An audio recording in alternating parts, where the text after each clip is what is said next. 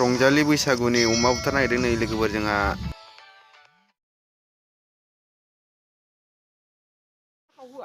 बुथारनानै हखांबावबाय नै हखांनानै सावखांबाय सावनानै दा नै सुगासिनो दङ साफा खालामदों दा दोरबायना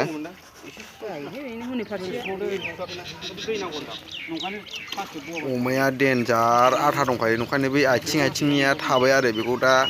सावनानै माबानोसै हनोसै प्लेटजों आरामनो जायो गासै मिनि फैलायो जिगाबा बोरो ओमफ्राय साराय सारिथायाव फैनानै थांफिनदों ना बिसोरा दहाय फैबावदोंनो थानांगौमोन फैखाथाराखै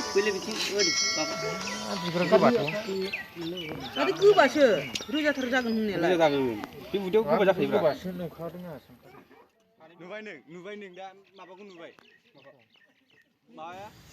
जाय जाय आंनि चेनेलखौ दासिमबो साबस्क्राइब खालामाखै अन्नानै साबस्क्राइब खालामना होदो लोगोफोर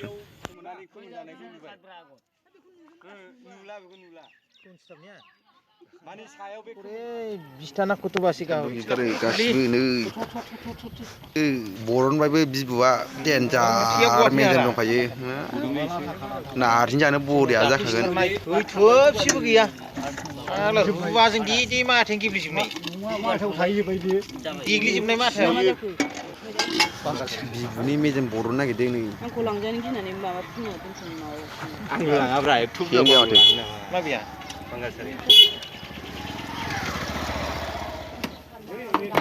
juga kontra sih tambah amare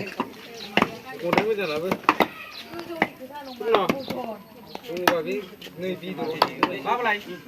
apa sih nih mau cikar बैसागुनि एसालाराम पार्टि पिकनिक जानो नागिरदों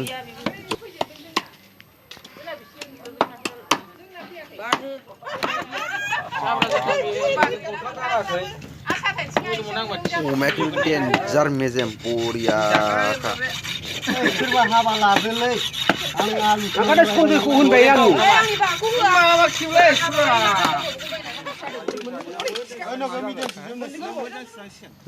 खावसे राननो नागिरबाय आरो सेरसे सेरसे रानसै आरो जों गासै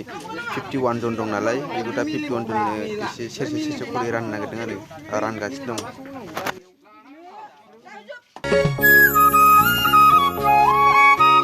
दाउ मैना बादि गाराङालाय नोंनि मेगन खनाजों नों नायहरबायनाय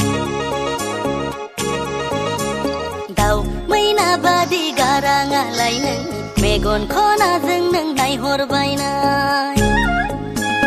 मा सानदों आंखौ नायहरनानै मा सानदों सिखारुवाखौसो नागिरबायदों हासिब गनजायजोंसो होनो सानदों हानाय नंला अख्रा गोसोखौ आं बुरखाय हाला